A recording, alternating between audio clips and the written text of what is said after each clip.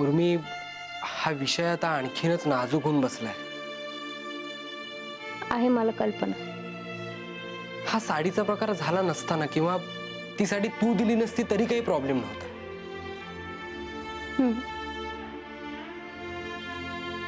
आता कोणत्याही कारणाने त्याने नकार दिला तरी खापर आपल्याच माथी फुटणार आहे.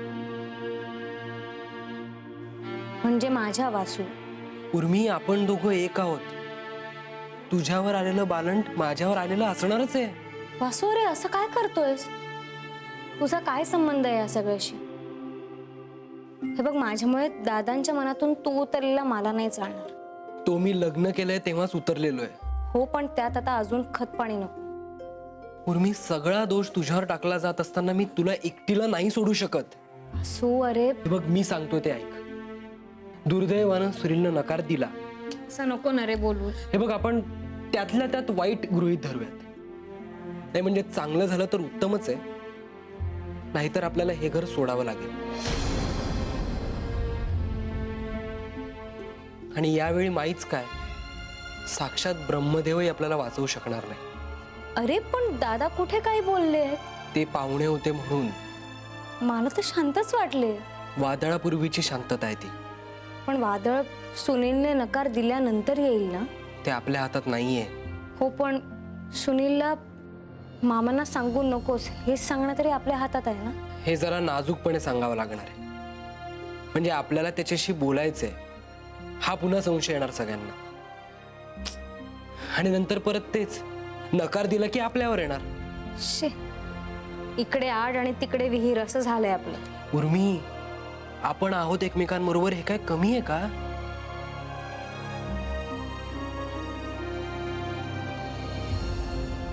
थँक्यू. थँक्स कशाला? या सगळ्या परिस्थितीत तू खूप ठामपणे उभा आहेस माझ्या पाठीशी. त्यासाठी नुसतं थँक्स? मग मी वसूल करेन ते.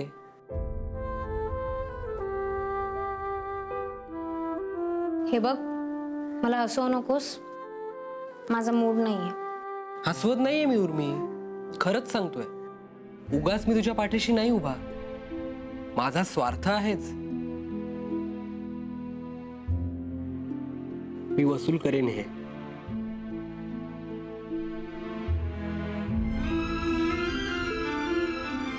I love you.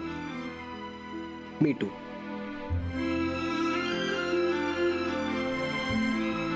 आपल्याला त्याच्याशी बोलायचं होतं तर त्यालाच आपल्याशी बोलायचंय म्हणे. कमालच झालं नाही? मला एकदम काय बोलावं सुचलंच नाही.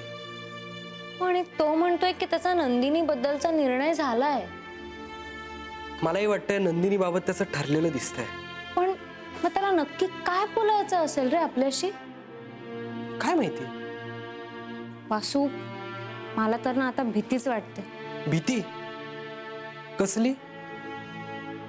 त्याला नंदिनी आवडली नसेल तर? तसं असेल तर बरंच आहे, वाचला बिचारा. अरे काय बोलतोयस तू? बरं ते जाऊ दे. मला सांग, तुला असं का वाटतंय त्याला आवडली नसेल? म्हणजे बघ ना, तू कसं म्हणाला, माझा निर्णय झालाय पण मला फक्त एकदा उर्मिताई आणि वासूशी बोलायचंय. हो, पण त्यावरून त्याला ती आवडली नाहीये हे कसं सिद्ध होईल? सिद्ध होतं असं नाहीये रे. पण बघ ना, लॉजिकली जर ती पसंत असेल तर पसंत आहे असं सांगून टाकलं असतं तिने. त्यात आपल्याशी बोलण्यासारखं काहीच नाहीये. पण जर त्याला नकार द्यायचा असेल ना, तर तो आपल्यामुळे अवघडल्यासारखा झाला असेल.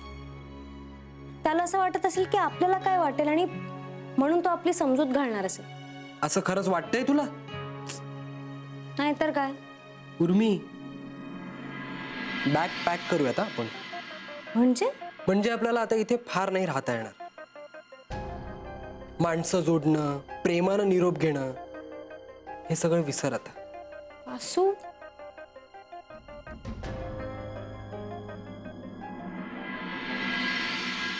काय बोलणं झालं ग तुमचं? नीट नाही बोलणं झालं आमचं.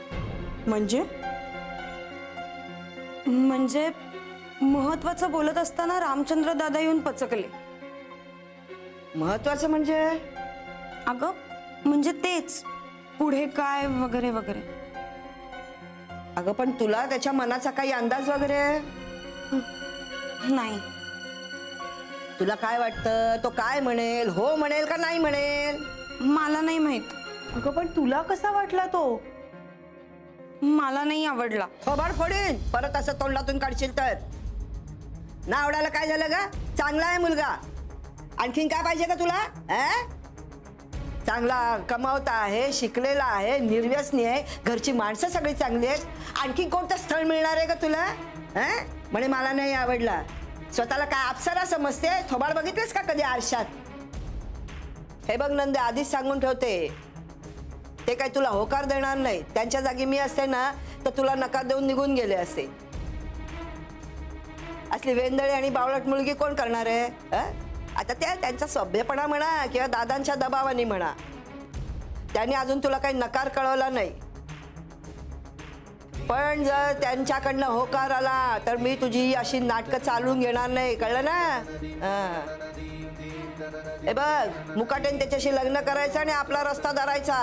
काय काय झालं तुझं?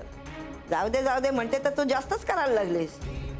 नाही बी म्हणालीस ना तर दादा सोड, मीच तुला हाताला धरून घराबाहेर काढेन, कळलं ना? बोलते.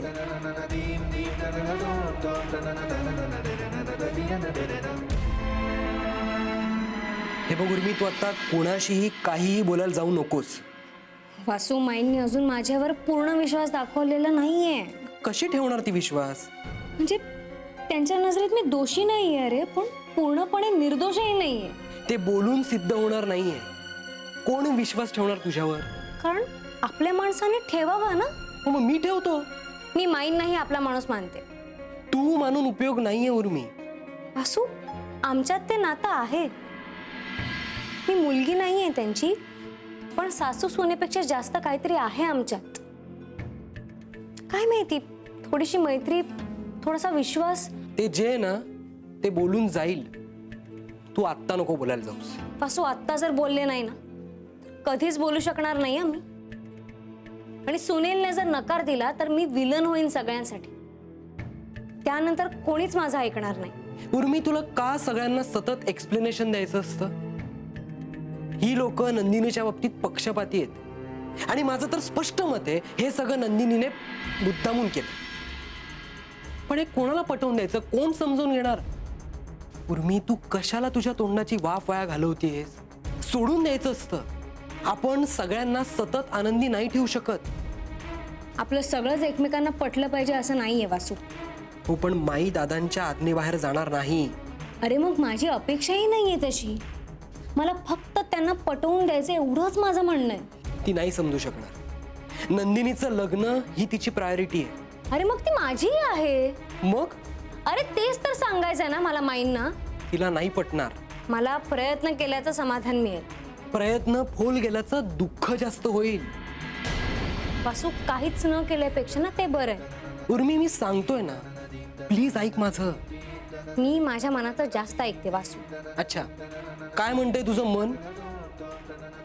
की माईंना पटेल, त्या समजून घेतील मला. तेवढं निश्चित नातं आहे आमच्यात.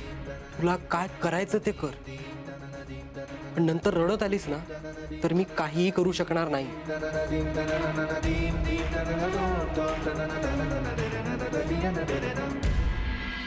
हे लग्नच जुळवू आपण.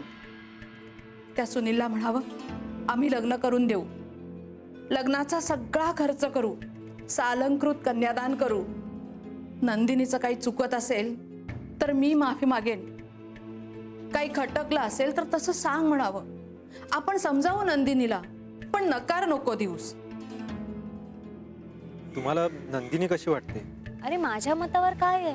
बरंच काही आहे.